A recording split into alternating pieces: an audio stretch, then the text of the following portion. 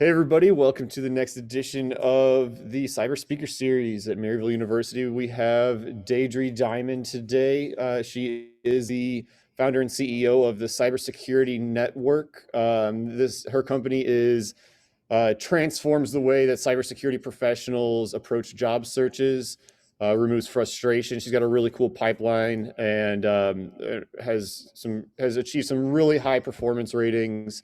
So you can check her out at on LinkedIn at Deidre Diamond, and then www.cybersn.com. And so we're really looking forward to hearing her wisdom and getting some guidance on entering the job community. And this is a hot job market in cybersecurity, so we're really excited to hear what you have to say. And go ahead. Thank you so much.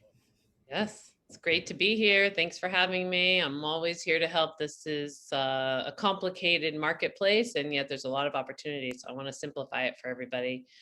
I think Courtney's with me and was going to kick off and just helping me get acquainted with your program and what the students are level they're at right now in terms of how close to graduation, just so I can cater my presentation verbally to as much detail as possible. So Courtney, are you with us?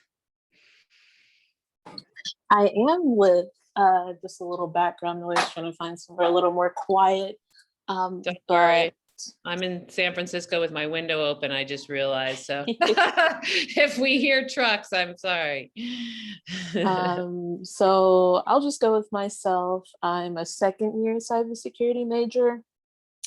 Some of my interests for like my career, I'm currently like looking for an internship.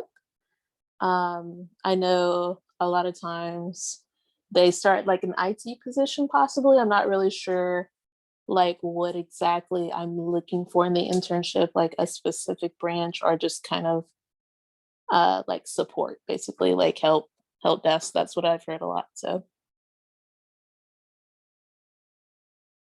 Good. I will be covering and even more in detail internships, job searching in general, and then certainly career pathing and getting in. So that's super helpful for me.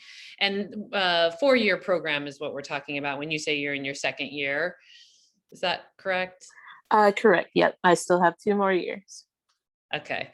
Awesome. Anybody else want to share anything before I start sharing my screen and getting into some good information? I'm happy to have people in the chat, and I've got somebody on my team in chat too that can help out. Super open to being active. I can just to add a little color to Courtney's comments. The majority of the students usually after a year or so choose a particular track. And so they have a defensive track, they can choose an offensive track or more of a general track. And typically, if they choose offensive, let's say, and they dream of being a penetration tester one day, they're hopeful to possibly get an internship to maybe where they can rotate through a penetration testing position or department or what have you, as an example. So that's kind of how the program is set up today. That's super helpful. Very, very helpful. So thank you. Awesome. All right, let me share my screen. Can I get ability to share screen? You should have hosting. Yep, I got it now. Yep, I just got it. Sorry, at first it wasn't there, and then it was. All right, so just so everybody understands where my knowledge comes from, can you see my screen here of my career? Yeah, good. All right, so I'll just go full screen. So it's up. No, we're not going to do that because that was share. Goodness gracious. All right, so really important for me to data dump some key facts here about my story that helps me really be the subject matter expert that I am today in cyber jobs. So I spent 21 years working for 2 serial entrepreneurial men out of college as a sociology criminal justice major, thinking I wanted to be a criminal attorney and realizing I wanted nothing to do with that, and then landed in motion recruitment, which was my first role in technical recruiting. And I was there 13 years before I went to Rapid7, which is a public cybersecurity technology firm. I was their first VP of sales. So they asked me to take my staffing sales experience, put it into software sales for cyber, and was super successful there, took them to 50 million, and then was asked to be CEO of another software company they own, Percussion, which was content management. Interesting, but not interesting enough for me. Security is really what I loved. And as everybody's retiring that were my mentors, it was time for me to found my own firm. And so I founded CyberSN. It'll be 7 years ago this September. And really that was putting my recruiting experience along with my cyber community that I fell in love with as social servants and just really fun people to know, and thought I want to service them. I realized that they were all struggling in finding each other and finding jobs. And I saw the disruption. I thought, oh, I could solve that. Well, along that journey, two things happened. One, I realized that I represented the 1% of founding technical CEOs, and that's why I founded Secure Diversity, to really help solve that problem of women not having opportunities and minorities not having the same opportunities. But number two is I learned that the job market was a complete mess after leaving it for 10 years. The digital era had turned it into an absolute disaster in terms of finding each other and matching to each other. And so while we solved that for dating and marriage statistics, we really left behind the job market. And as a patriot, it scares the hell out of me because it makes us very vulnerable that we don't have a system of really bringing in entry-level people. We don't have the right kinds of budgets and things. And so I'm out there really supporting and helping and so forth. And so all of you that will be job searching know that it's a job-to-job search and you have your work cut out for you. And yet there's also this amazing, wonderful community of people out there once you figure out how to navigate getting through the systems that are in front of you. So on that note, first thing I want to do is jump into what we've defined is the 45 job categories. And what that means is, hang on one second here. What that means is that there are that many types of, oh goodness gracious, jobs in cybersecurity. And if you go to cybersn.com, and I'm going to go there in a minute, you'll see that we have a resource library, and we call it the 45 job categories. Today, it's really more categorized as technical, non-technical, and management. Much like what Brian was talking about, we're moving into defensive, offensive, GRC, privacy, management, leadership, right? It is the way to be looking at things. And so I really like that you're seeing that. It's just very hard to put in the web one screen. And so it's taking us a lot new design, and something we're launching a career center in August of this year. But anyhow, in those 45 job categories, as you'll see, and and I'll go through in a minute, what we're really seeing is these types of jobs are the trend that is out there today. And yet this is a small portion of those jobs. And so we're going to get into that and how they all fit together. For some reason, it will not let me out of this window. So hang on one second. Any thoughts or questions while I'm navigating my my presentation? Feel free. I think I got it here. All right. You see the 45 job categories here, everybody? Yeah. Yeah, awesome. So this is under resources at CyberSN. And here's where you can start to see all the different job titles that exist in cybersecurity. And so, for instance, an application security engineer actually can be all these different types of people. Now, when we first launched this content, it was 22 job function roles, and that was 4 years ago. So here we are at 45. The slide you saw before is the last advancement from 35 to 45 in a 12-month period. And we update this regularly and then do a huge launch. And so the idea is to show everybody that, really want to spend the time figuring out what these jobs are. What's the difference between an application security architect and an application security engineer? right? Or an ethical hacking application security engineer, right? What are the differences between all these people? Now, again, I'm launching every single detail that you need to know about all these jobs in the Career Center. Today, I have this content for you and much more in terms of job searching here in a minute, but you can click on all of these. You can see all these different types of titles that are associated with these job functions. Remember, a job function is then filled in with tasks and projects. Oh wow, you can hear the San Francisco train there, huh? Hopefully you all got to hear it. Not something we hear every day. So for instance, what I mean by tasks and projects, you can see that this person's function, or this job description's functional role 50% of the time is incident response. But here's what this job means by incident response. So we actually have a job building and profile building technology that creates all of this. Now I'm going to turn it into a career center for you all. But for right now, my point is to show you what I mean by tasks and projects that are associated with functional roles. They're different. You could have 12 different job profiles for an application security engineer or for any and most jobs. And so the idea is to really get your head around what are the tasks and the projects that are associated with these types of functional roles and these types of jobs. And you can always search our jobs, and it's fun to look at what people are paying and, you know, what are they actually doing? Whereas what you can see, most job descriptions you've seen, or I would say all job descriptions you've seen before now, don't look like this whatsoever, right?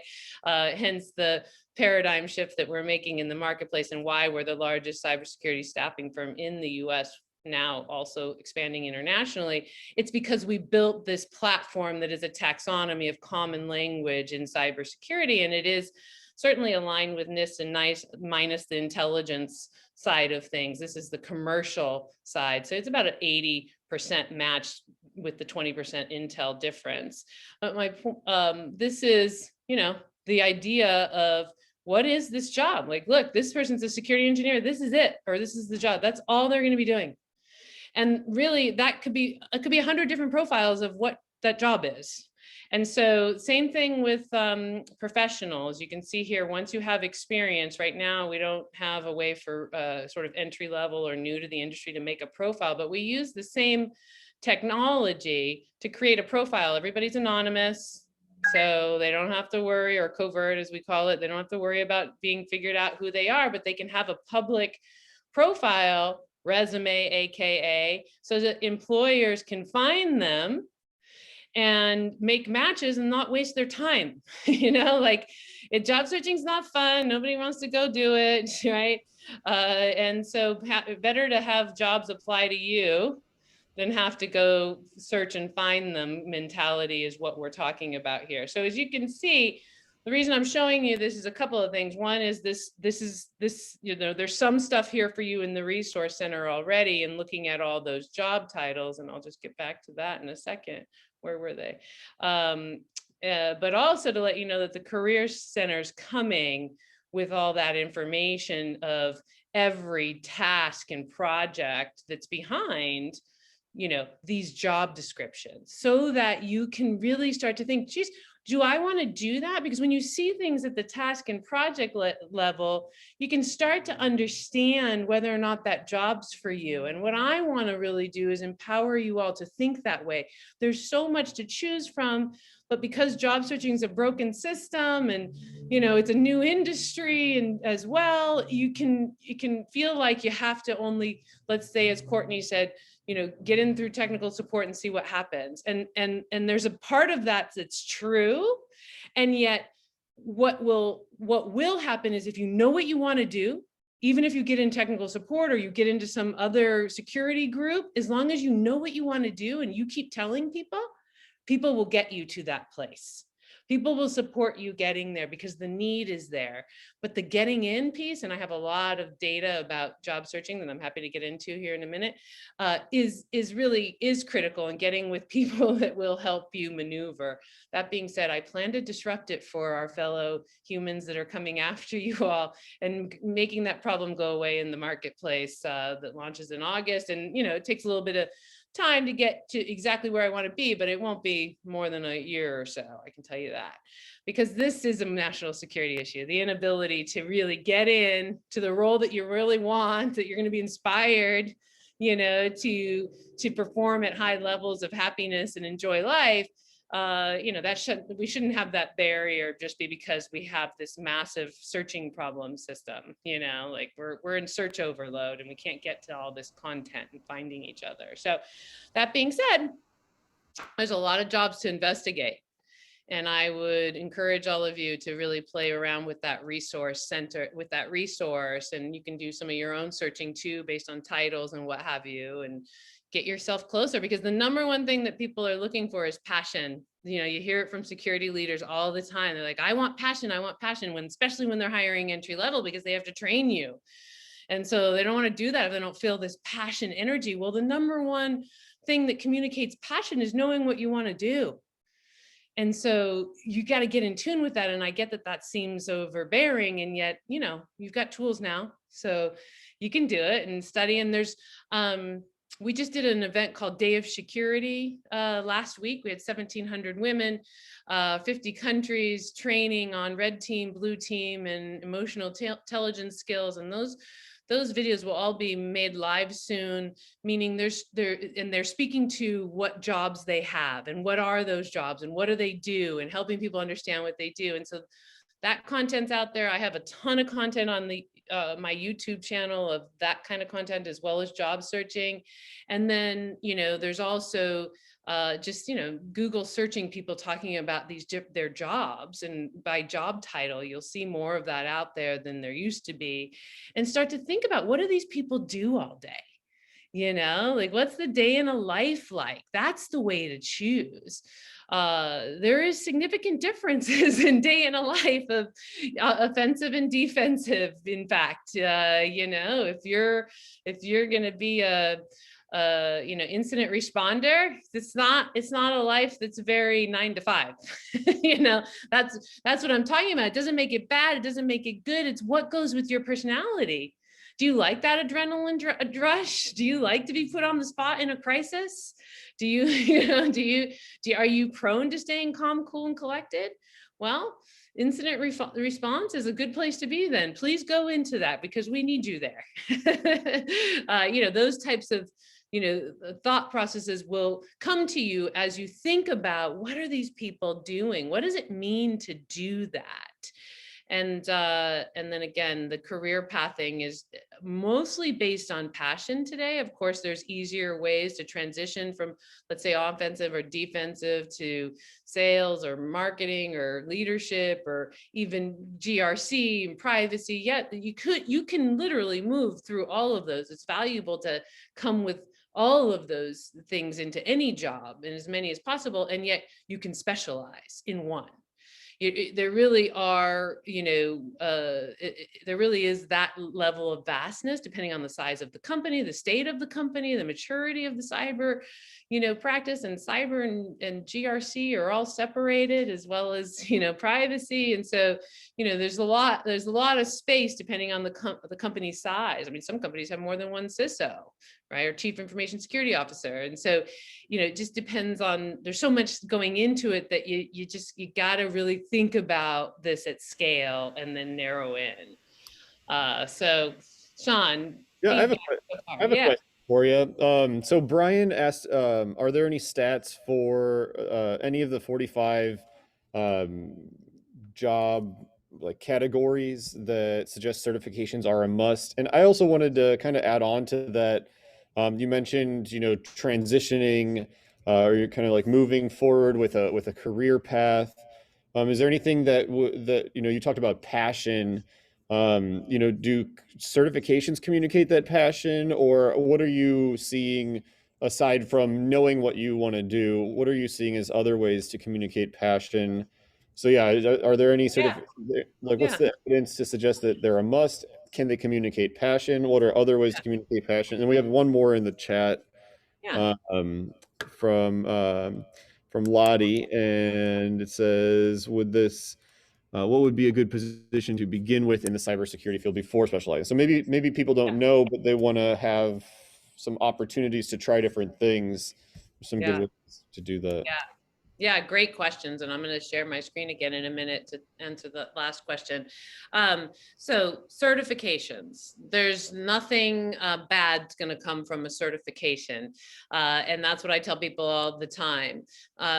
The thing to be aware of is that how do your certifications fit into the passion that you're selling about what you want to do? I hear a lot of cyber leaders saying, you know, this list of certifications, it isn't really telling me that they understand what they want to do. And I do hear that a lot. And so I would encourage people to match their certifications to the roles that they're really interested in. That being said, hands-on experience trumps everything in this business. So if somebody was able to get involved with a war range, or getting out there and on GitHub and participating in CTFs, like that's what people are looking for passion, that you're actually getting your hands onto these projects and tasks or experiences that are similar to the projects and tasks like a CTF game would be, shows passion. And so it really is about that, and being able to show that what you're doing matches what you say you want to do, and then putting yourself out there. And that's also one of the best ways to job search, is these CTFs for entry level or coming into the industry in general. CTFs and getting into GitHub and getting involved in some of these open source projects, and people will, usually in those communities, there's ways to network and tell people, I'm job searching. I've actually seen job searches that are CTFs. So you have to, in order to get like the email to send your resume to, you have to decrypt some things, use some OSINT, just Yeah. do, various techniques, maybe some steganography, and then you get the email address and then you send them your resume.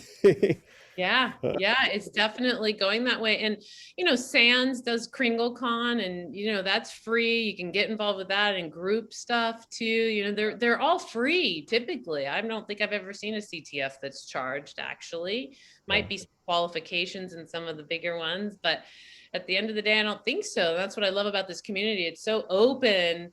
That is one of the best ways to job search, but certainly meet people and network and get experience. So I'd say, the rest of what, people speak of in terms of passion is how you actually interview.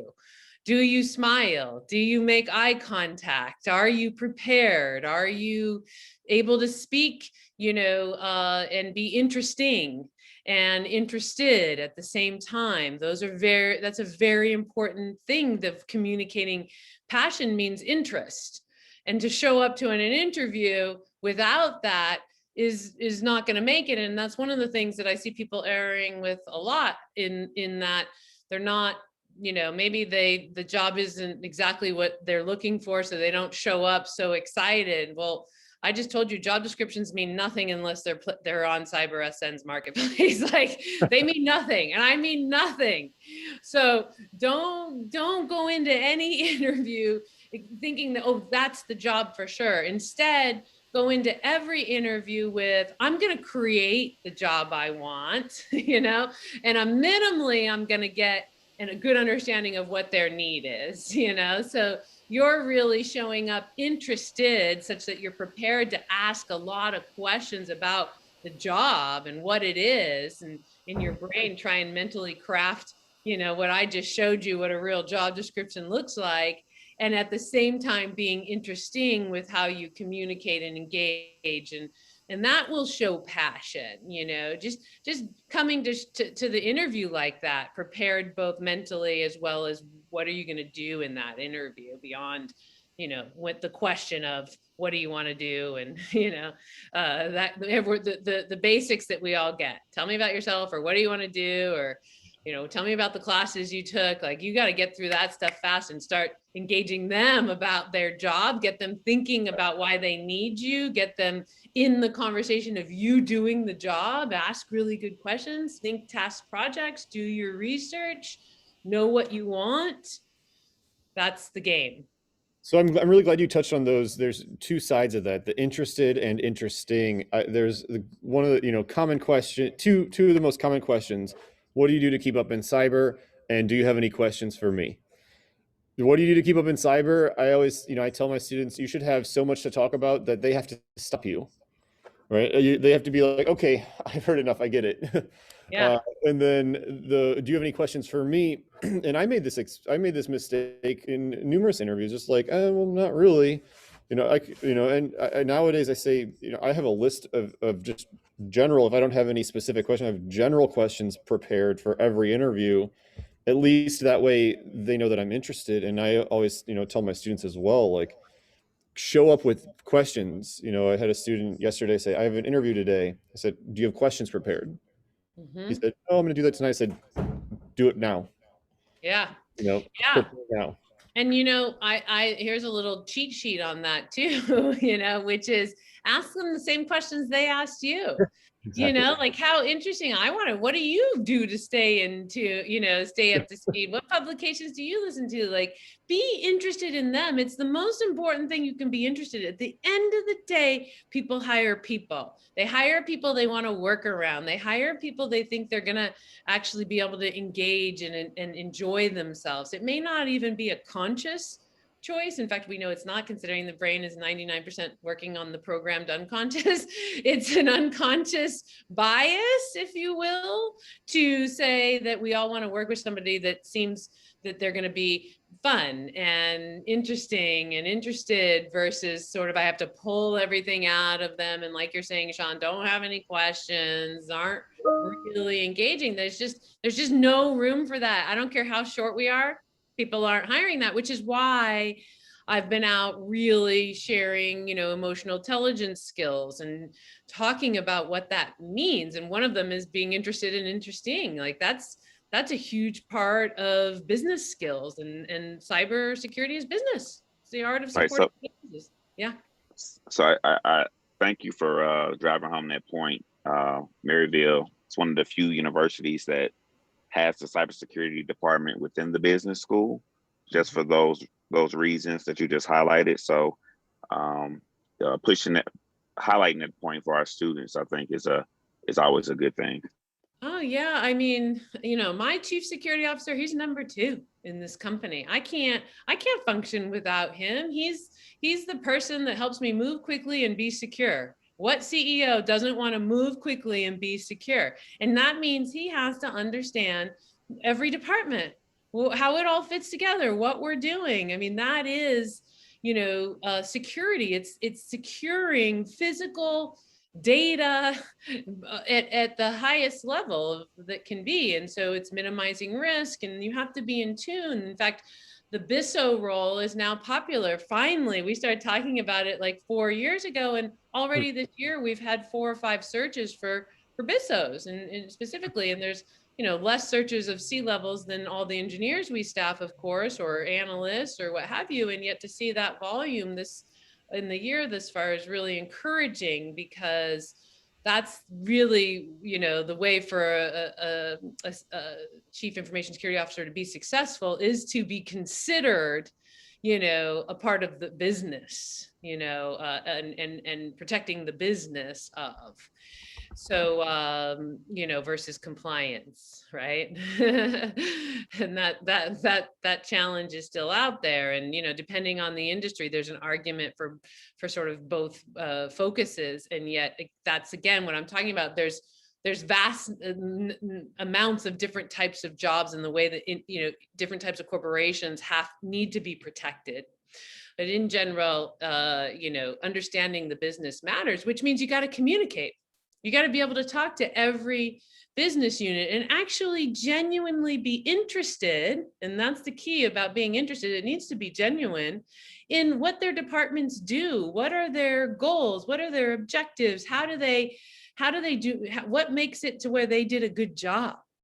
Because that's the skill of EQ, is being able to understand how other people think, feel, and perceive, and then take that and turn it into win-win situations and conversations. And so keep that in your mind. I have videos on my YouTube channel of what are all the EQ skills in business, you know, like what is win-win, what is truly lean language or trust and verify and those types of things. And keep it in your mind, because it is not separate from what you're doing. Those people that really, you know, own EQ skills have, you know, more fun at work, you know, just less stressed in life, and are the first chosen for the job, without a doubt, and the highest paid, for sure. If you can talk, you know, and solve problems with, you know, communication, and help organizations get things done that aren't that fun to get done, and yet make it productive and successful, that is the name of the game today. In security is just a part of that game, you know, that business. So I know there's been some questions about, you know, just what's the best way to get in, you know, and so if you're interested in technical roles, you know, then certainly the analyst position is a great place to start, as well as IT support, and it even could be a DevOps support or DevSecOps supports, or it could even be in software. Because at the end of the day, if you're going to take the technical route, you got to minimally be able to write scripts to be valuable to the team, and to be able to get them to want to invest in you. So you got to show up with that. You got to show, you know, Python is certainly the scripting language that is used most out in the security space. And yet, as long as you can write scripting, you're going to find that getting into any of those roles is a great place to start. There's also GRC. So governance, risk, and compliance, there's a lot of room there for entry level. It's not a technical role, and yet being, you know, technically savvy or having training in some tech is super useful. And that is, you know, really working with departments internally on being compliant. And sometimes that's also very tied to project management skills. So getting in as a project manager into these departments and then getting exposure can really be helpful. You know, I tell people all the time, think about where the money's at. So, and that's usually the lowest hanging fruit of where to get hired, so that you can look at that in two ways. One is companies that are doing really well, making a ton of money, go, you know, get yourself in front of them. Number two, you can look at that as where are places that security professionals are considered revenue versus a cost. And that's the managed service providers and the consulting firms. Those people are hiring much more entry level than anybody else, because you're generating revenue because you are the people behind the services. And so therefore they have gotten to succession planning earlier than, let's say, corporate America has. And so, you know, I consider that low hanging fruit as it pertains to where to put my time and my energies. So companies that are making tons of money, you know, the Netflix, and you can name the tech companies, right? To all the way to healthcare, unfortunately. And then also thinking about the people that are actually generating revenue. So the MSPs, managed service providers, and consulting firms are definitely doing entry-level hiring. And we also just kind of give a plug for the CFC in here. We have an opportunity where you could take a class and you actually get experience delivering security services as an MSSP to real world clients. So that's a little bit lower than the making money, because we're, you know, providing them at no cost. Lovely. So Yeah. even before you graduate, you can have get to work in the real world if you take that class. That's great. That's awesome. Just trying to address those gaps, you know, just like you said, there's some gaps, so we just want to trying to address. Oh, heck yeah. Yeah. And also I have two slides here. Let me just share real quick so that they get on your in your presentation. So one is, if you fall under diversity, is all of these organizations here that I have listed, and they have links to them. And Lisa, if you can put it in chat for everybody, these are places that have programs and staffing, services for those considered minority, which is awesome. And so I encourage you to look into these. So men of color, as well as women and other genders are focused in these groups. And then for everybody, these, USA jobs, Defense Intelligence Agency jobs, FBI jobs, a lot of people don't think about this. But when it comes to entry level, in my opinion, these are some of the best places to be, because they started security. It was the US government, right, that got us here. And number two, they have succession planning. They have everything planned out. They're way ahead of corporate America in many ways. So I really encourage people applying. And they're doing great job hiring entry level in these links. So Lisa, if you can put that in there, if she's not here, I can send it later. I don't know if she left, but I always dump that on folks. Like, don't forget about those jobs and those organizations that are out there helping bridge jobs that for diversity and inclusion. And I'll just put in a plug chapter in the Midwest, in Missouri, but also in 5 out of the 8 bordering states. Only WESIS chapter, both collegiate and professional. So I mean, you got to go a few hundred miles before you get to another one. Well, thank you. I've been involved in that organization for the last 5 years. I'm on the board of the New England chapter, and I love the women that started that program. It's a great program, and that they're doing a lot in the governance, risk, and compliance area in particular. For anybody who's interested in that, that's a big focus, and the founders come from that as well. So, yeah. Yeah, I'll come out and say the chapter has been really helpful for Maryville, since a lot of the women and other students as well have been coordinating, let's all go to the conference, let's all try to see different opportunities and help each other network. So it's been super helpful having the YC's chapter at Maryville. Yay, awesome. Yeah, it's a lot of employers are leveraging these groups, and so they're there to help. Day of Security, we had over 50 sponsors. It was incredible. All of them hiring, so definitely those groups are out there.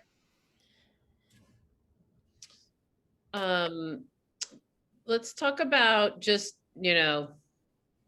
actual interviews, let's say. So there's a couple of things that have been happening since the digital era of interviewing that, just to give some quick, don't forget to look in the camera and not at your monitor, or have your camera facing another direction. That is something that we've even see people that are senior really messing up on. I can't tell you how many times, you're not going to get hired if you're not looking at the person. And I don't care if they're not on camera. I still bring on new clients in my organization, and I saw the question somebody asking me about my organization. I'm happy to answer in a second. But anyhow, if somebody doesn't come on camera, I stay on camera because I know they can see me, right? I want them to be interested in me and doing business with me. That is the same thing as an interview. So just because somebody else isn't on camera doesn't mean you don't have to be. Talk to yourself as if you're talking to them. Picture them, look at them, look at yourself. It's super important. My whole point is the COVID has caused us to be less in the same room in an interview, which is where the connection really happens. And so we got to think about how to make the connection on video. That's how people get hired. So it is really important to think about, what are you looking at? Record yourself even, so that you can see, how do your eyes look? Does it look like you're looking at that person? We've been training a lot of people not training, but just bringing it up and giving them the solution, because people don't really think about it. But record yourself and see what it looks like if somebody's looking at you, talking to you. Does it look like you're talking to them? And then correct it from there. That's like the biggest nugget that I have on the digital era of interviewing. I see Lisa's been putting a lot of information in chat, which is awesome. All the not-for-profits and for-profits that are helping entry-level bridging, which is super awesome. Thank you, Lisa. I think somebody asked me about a day in the life of my company. And I was just thinking the other day, I wish I put my job description in the CyberSN format and see what it looks like just for myself. And so if I think about it from that perspective, I would say that a good 25% of my day is either speaking to or following up on new business requests, because I do so much public speaking and just being out in the industry that a lot of clients will, or people that want to be clients will reach out to me directly. So, and I like that. I like staying in tune with them. And that could also be a C-level security individual looking to move roles.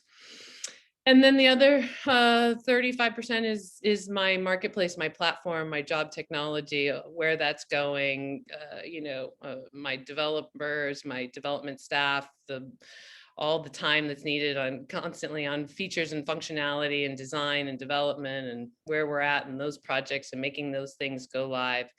And then the rest of my time is really planning and working with my team members, my seniors in planning creation for the future. So I'm very strategic and operational at the same time, all the time. And that's just the daytime. The nighttime is more of the same. Yeah. What's your opinion? It seems as though a lot of students lately, because of COVID-19, have really been pushing in interviews the ability to work remote and kind of quasi requesting that before they're even hired. What's your opinion of that? I'd say stay away from ultimatums or, putting strong desires in place until people want to hire you. That's what I say. And that also is true because you need to make sure you understand exactly what you'd be doing and what things would look like before you can really say, I'm interested at a level enough to accept a position. And if you kind of go with that, then you can say, well, of course, working remote has, been super nice, but depending on the role and the opportunity, I'm open for anything. And that ought to be true, meaning maybe going in 5 days a week is what you're going to be willing to do because of this job that you now get to hear about that you didn't take yourself out of the running for. And so to me, it's all about timing, but also being open. Again, because these job descriptions really don't make any sense, because most likely the people you're going to meet with on a first round interview aren't really connected to what's happening with the hiring manager's true needs. Because, those things, you want to just stay in the game of the conversation and you don't want to block yourself out. At the same time, it's not about just pretending that you're going to do something you won't do. It's logical to say that it's possible you'd go into the office every day if it was a certain opportunity. And so go with that would be what I would say. And then, overall, security practitioners with experience, they can say that all day long and it's not going to cause any problems. And they do, and they will continue to. And there is a shift of once you're a subject matter expert, you've got, it will be norm to be at home. And yet yesterday, Twitter CEO announced that he's, wants people back in the office. And if you want to stay at home more than 11 days, you got to get special permission in terms of remote working. And so,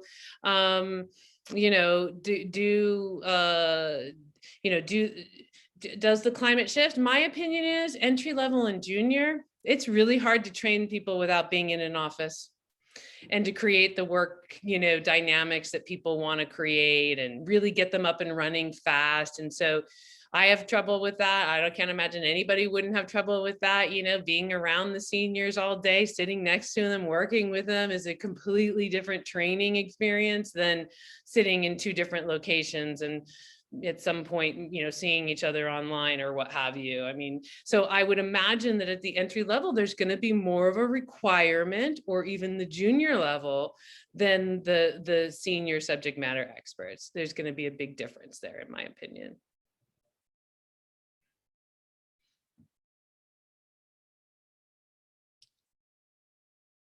I think earlier there was a question about just what job, so let me just dump on you. What are the majority of the jobs out there, right? So if you go back to looking at that resource center, it's the ones in the middle.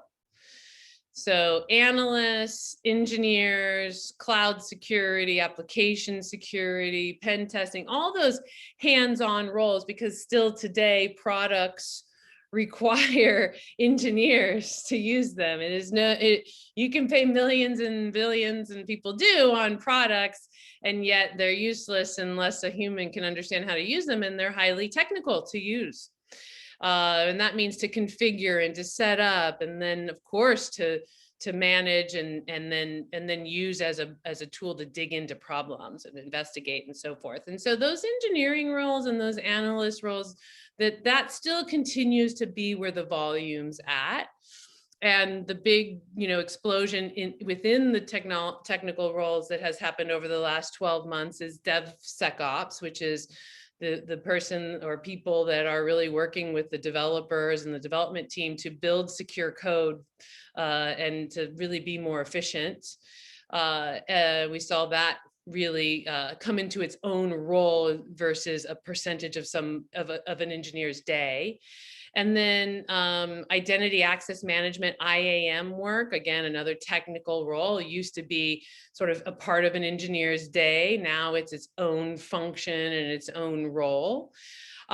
We also saw what made us go from 35 to 45 job categories was the investment in cyber is starting to happen. So more director roles and manager roles, instead of it just being the chief information security officer in a lot of companies, and then engineers getting more middle management, building out teams. We're seeing that, which is awesome. We need that so that people aren't so overworked. And then another function that we saw come a lot in the last 12 months is teaching. Teaching cybersecurity in training institutes, educational institutes, and internally in organizations, more money into security training for the rest of the company. But mostly we saw it in the professor world, if you will, teaching business. When GDPR really, got buzz 12, 18 months ago, we started to see privacy really gain traction, but it's only just starting to hit jobs.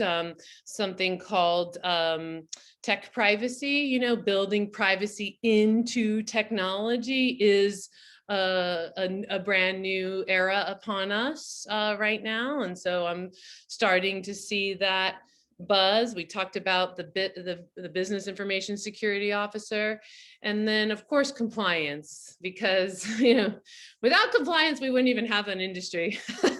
I'm convinced of it. I was here selling vulnerability management software before PCI started to fine, and I can tell you nobody cared until PCI started to fine. And so, compliance, regulation, money really moves industries.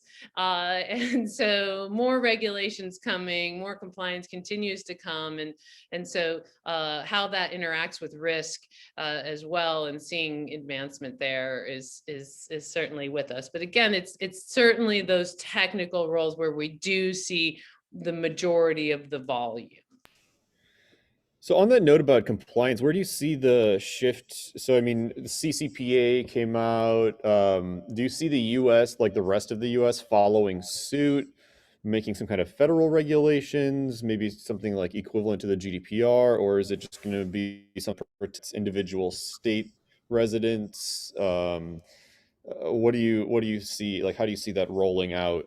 Yeah, the jury's out. It's really been a little bit of a sort of on hold, as far as all of us at the job level are unclear right now. And I think that the reason is that this is a very big problem. You know, where does privacy begin and where does it end?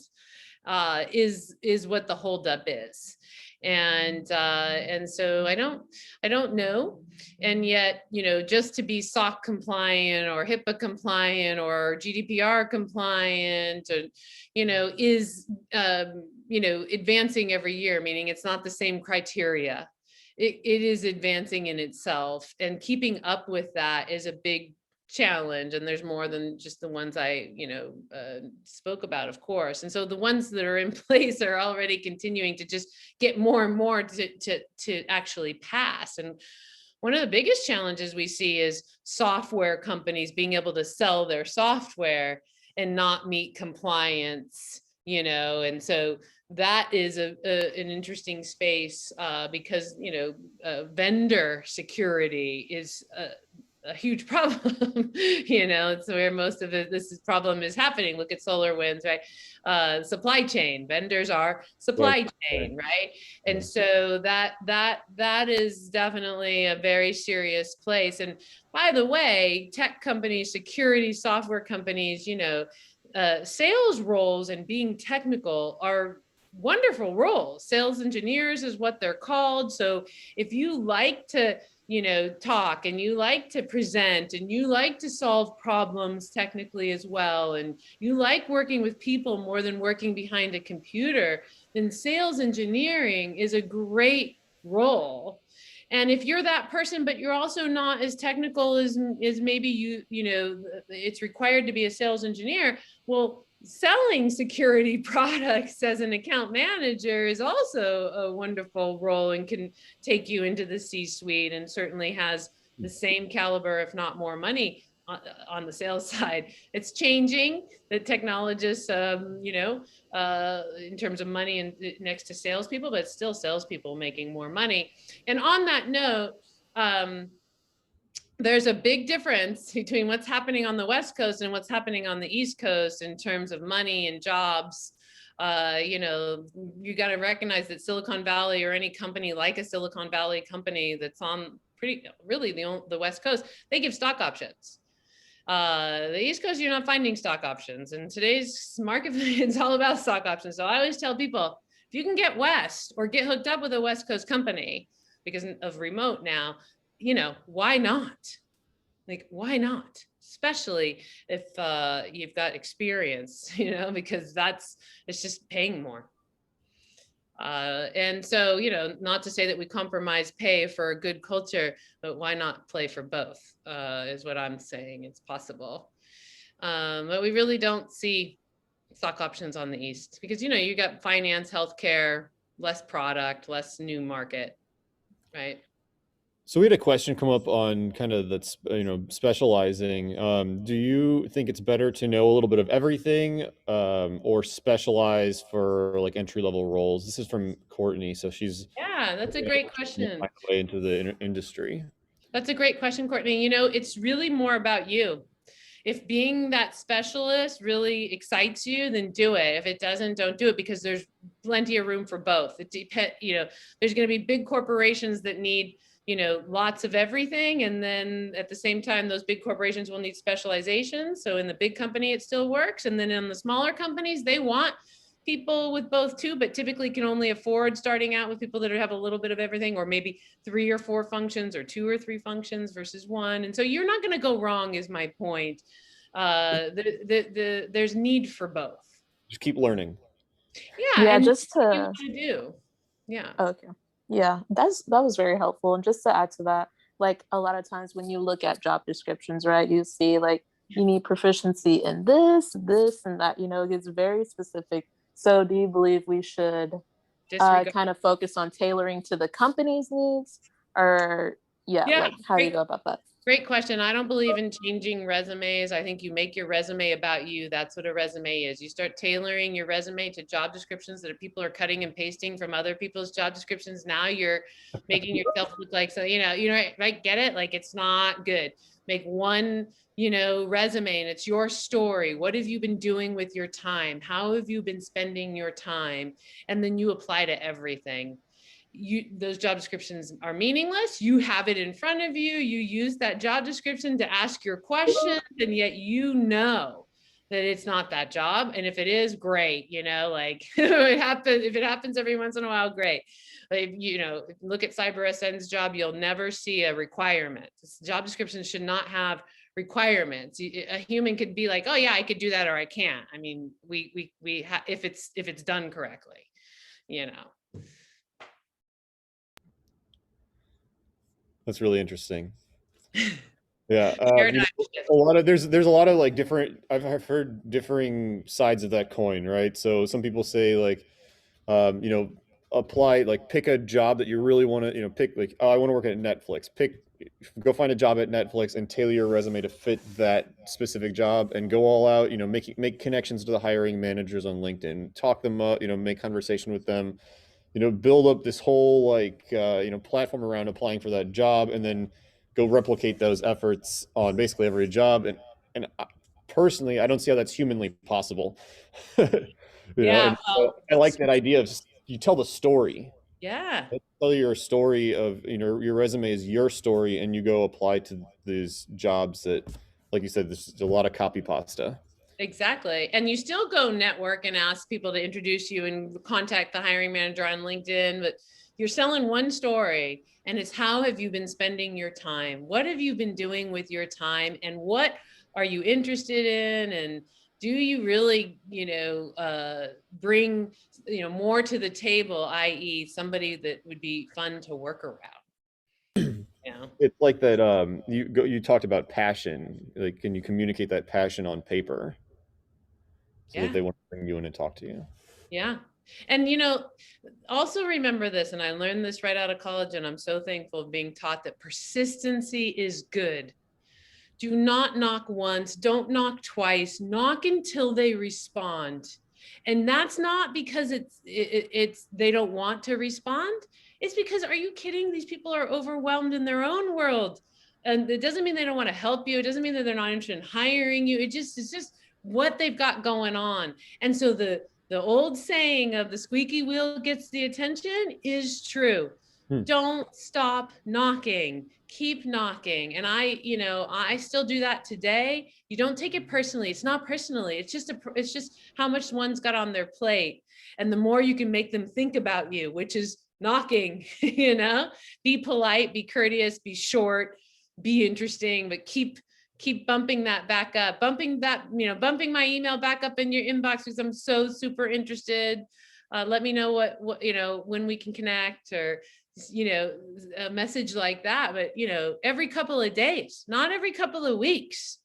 Like this is about jobs. This is about timing. It's about staying on people's minds so that they'll take interest in you and want to help you and invest their time in you. And persistence shows passion. I really like that. So we're getting ready to wrap it up. Do we have any final questions from the audience, or comments, or remarks from Deidre? I'm good. I think videos, I've got a lot of content out there, will be super helpful too, but you know, keep Yeah, in I'll try touch. to get this chat into, it looks like we had a pretty good chat this time. So try to get some of the chat into our YouTube comments. Maybe I could just copy and paste all of them from the export. But yeah, I think this will be a really cool recording, especially for those who couldn't make it. Very informative. Thank you so much for your time, Deidre. You're welcome. You're welcome. Take care, everybody. Yeah, thank you for your time. You're welcome. Thank you, doctor. Thanks for Bye-bye. joining, everybody. Bye-bye. Have a great day. Thanks a lot.